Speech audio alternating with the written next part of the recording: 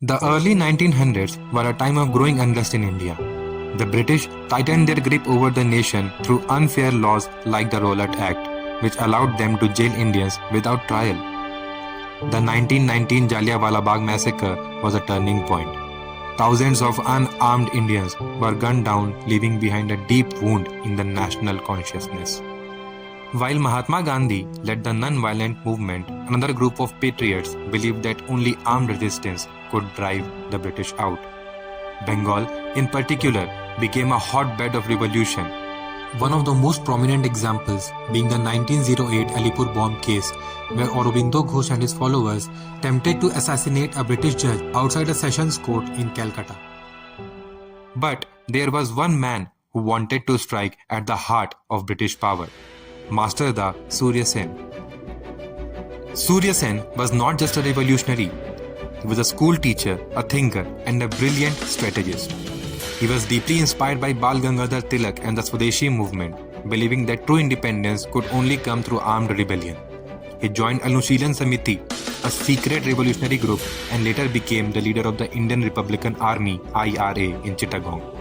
The British controlled India through their military bases, railways, and telegraph lines, so Surya Sen devised a three-step attack: seize British armories to gather weapons, destroy railway and telegraph lines to cut off communication, assassinate key British officers to weaken the administration.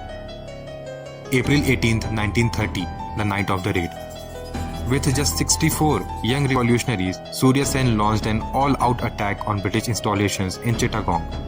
The plan was brilliantly executed. The police armory was stormed, weapons were seized, railway and telegraph lines were destroyed, British communication was cut off. The European Club, where British officers gathered, was attacked as a symbol of defiance.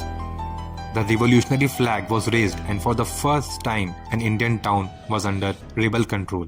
But there was one major flaw. The armory contained rifles but no ammunition.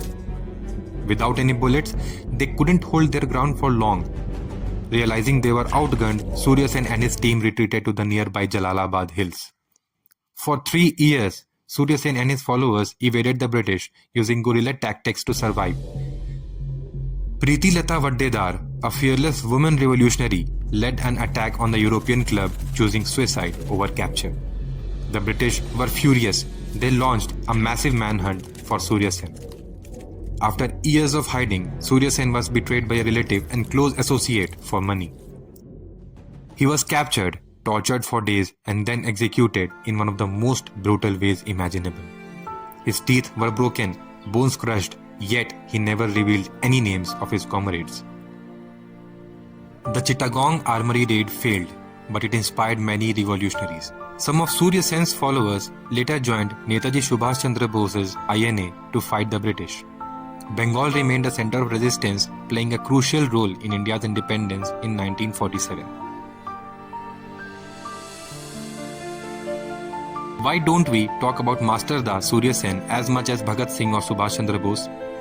Was his story buried on purpose? Let me know in the comments. If you want to hear more such powerful stories from history, subscribe to my channel and I'll keep bringing you the untold stories of our past. Until next time, stay aware.